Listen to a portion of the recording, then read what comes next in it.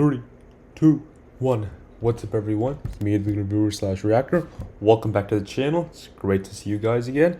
And as you've seen from the title of this video, I'm going to be sharing my thoughts about the first 3 episodes of Ironheart. And before I get into that, consider subscribing to my channel. Helps me out and also helps you out as well, of course, which is more important because I've been uploading a lot of videos right now. It's just been a crazy time period. Summer's always insane. It's when I upload the most, when I have the most free time. So, if there's any other time to be, notified of my videos, it's right now. And there's a lot more to come and a lot more to discuss, Squid Game Season 3, other movies as well, So we're just in a wild time period, So don't want to miss out of any of this stuff that's about to come on the channel. Anyways, let's start discussing. Ooh, I don't know why that happened. Let's start discussing Ironheart.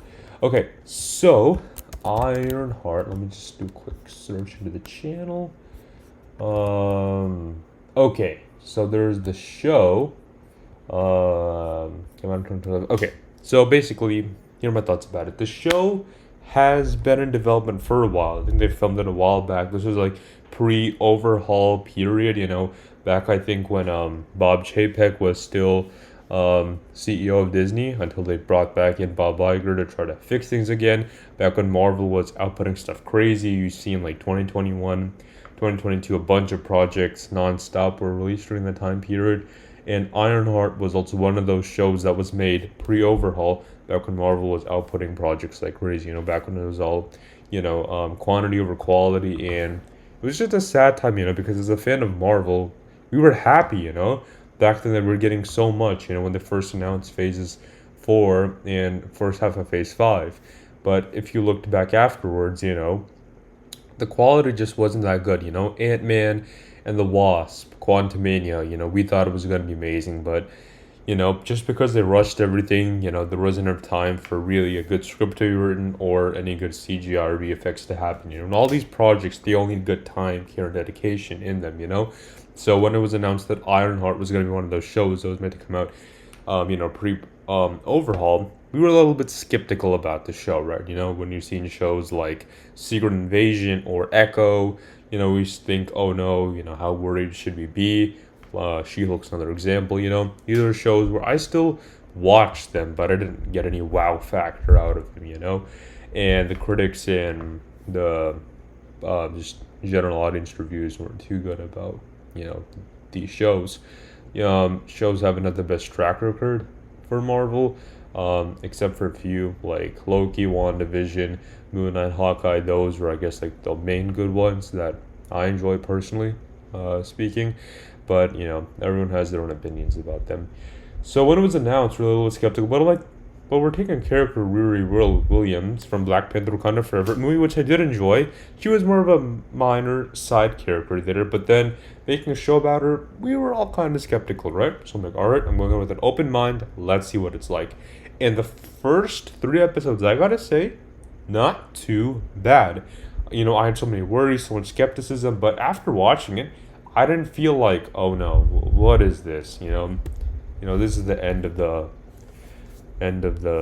bad, but really ending off with a bad one here, right? No.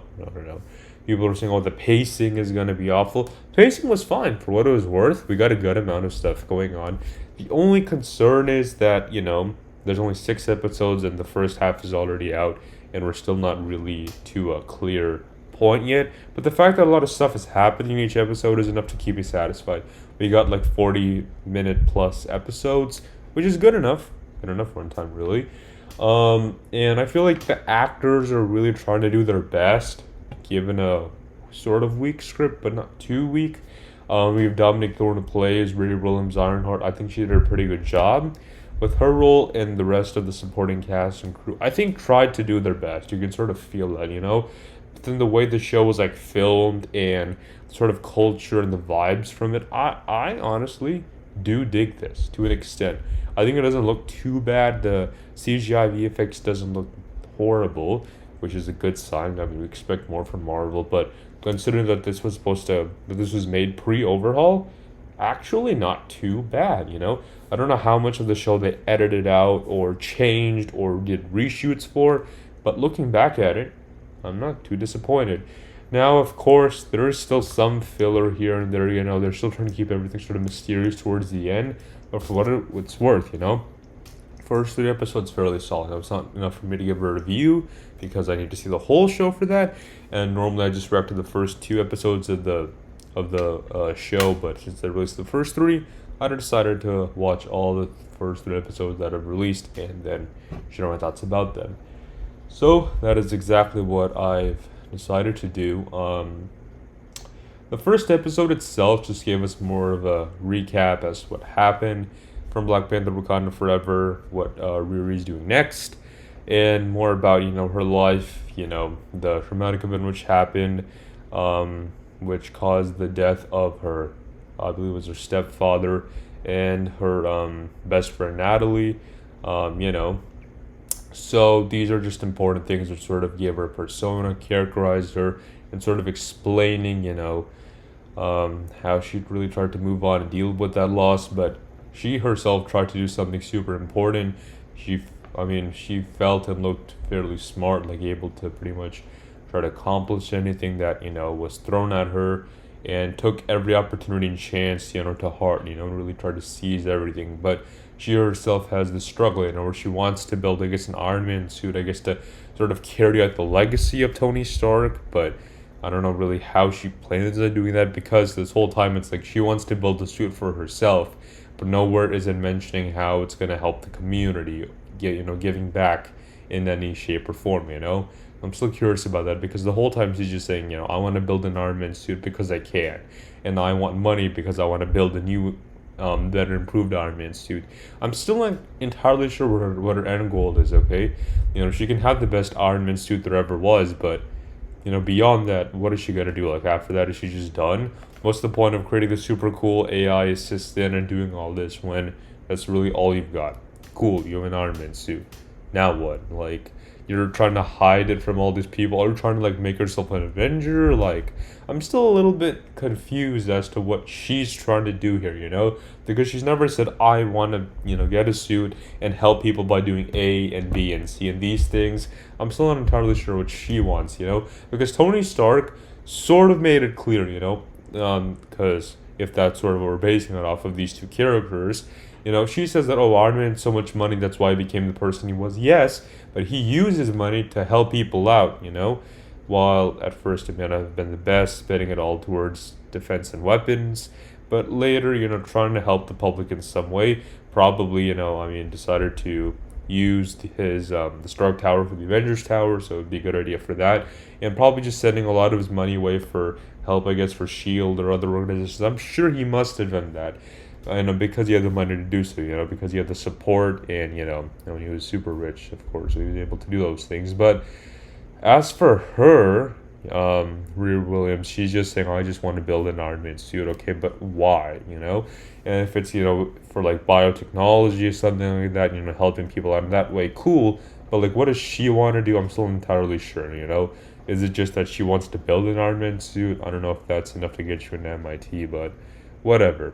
I can ignore that. Because, you know, the other character who we've heard about, trying to figure out where he is, I believe he is the actor who's playing, what was his name? Joe, right?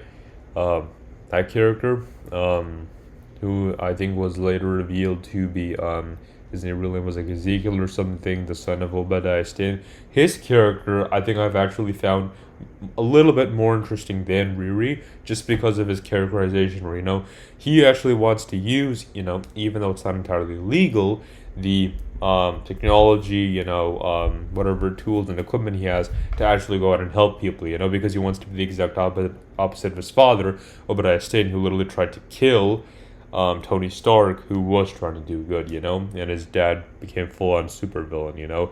He became too egotistical and never really cared about doing the right thing, whereas his son, Joe, is trying to, or now, I guess, is sort of on a path to help people out, you know, in whatever way that might be.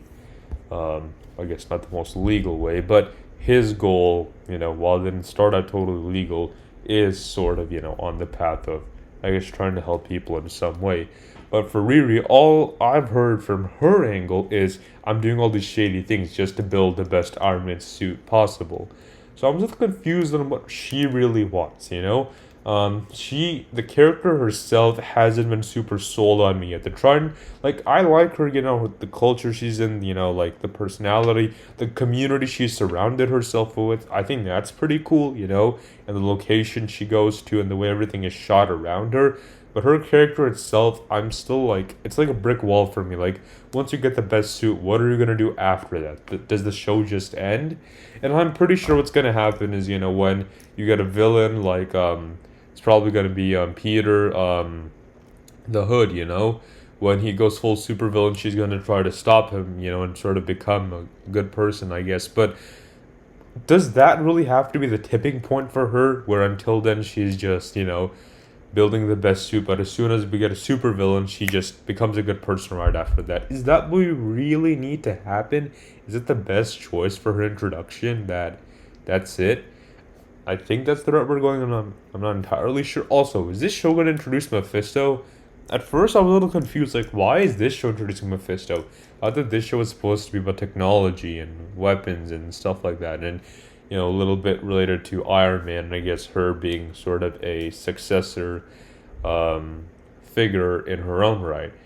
Why in the world would Mephisto, some sort of mythological being, be in this? But I guess it's whatever. I don't know if the Hood was an Ironheart villain or whatnot, or Mephisto was. I thought he'd be like in like WandaVision or Doctor Strange 2 or Agatha all along, but no, he's maybe gonna appear in this. I don't know. I'm just confused on that angle. The episodes themselves, as I mentioned earlier, were still interesting. They're like heists in a couple of them. I do find the heists interesting at times, the way they're planned and shot. We got heists like the Ant-Man movies. I thought those were fun to watch. So it's cool that we're getting these like more grounded street level heists going on. Something we can sort of visualize and see why these characters are doing the things that they are. So I think those parts of the show I've so far enjoyed. Riri Williams, I don't like her as much as I'd like her to. Like, sure, she's Ironheart, she can own that. But what is she gonna do with this title? That's where I'm stuck. If we move beyond that, sure, cool. But until now, I'm sort of at a brick wall with her. But the other characters I just find a lot more compelling, a lot more interesting. Her mom, Natalie, who else was there? Joe, Xavier, all these other characters, in various ways, I've still found more interesting than her itself, which is kind of a shame. Like, if she had continued to stay at MIT and maybe do cool things, maybe I would have dug that more. But I guess because since she got expelled, she has to join this shady organization and work for the Hood. I'm not entirely sure what that's about. And the Hood himself, again, like I said, we're only 3 episodes in. We don't really know how the magic and his power, where it's coming from. He probably has some sort of connection to Mephisto. Mephisto probably helped him out in some way. We'll get to that at some point in time, I'm sure. But until then, I don't really know too much about him. But I guess that's fine. What they've shown for now is enough. I'll take it. The finale is probably going to be rushed in some way, and then we have 4 and 5 for maybe some filler. But every episode thus far has been driving the plot forward. And with the 6 episode limited series, I think that's the best the show could do. So for those things, I will take it for a positive side for me. The second episode, I guess, just went more into it, explaining Natalie, the AI she created, which I thought was just super interesting, super cool. All these things she was able to do. And then episode 3 was the latest one with the latest heist happened where I think, what was his name? Was it John, I think? Who died, and she had to leave him behind because he found out that Riri was trying to, I guess, take a small piece of the Hood suit, and trying to figure out more about how he got his powers and look up into his shady stuff a bit more. So he was trying to stop her, but after that, she couldn't let that little secret get out because it would be super dangerous for her. But after that, she really starts having a huge panic attack and is worried about the future implications of working with a dangerous man like the Hood himself. So yeah, show's left us off at a very interesting point in time thus far, but no reason to say that it won't get more wild and crazy from here on out.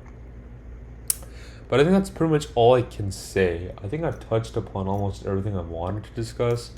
Again, the background, the vibes, the culture, the Easter egg references, I'll take what I can get from that, but that's pretty much just so far my thoughts about the Ironheart show, and I would love to know what you guys think of it in the comments below.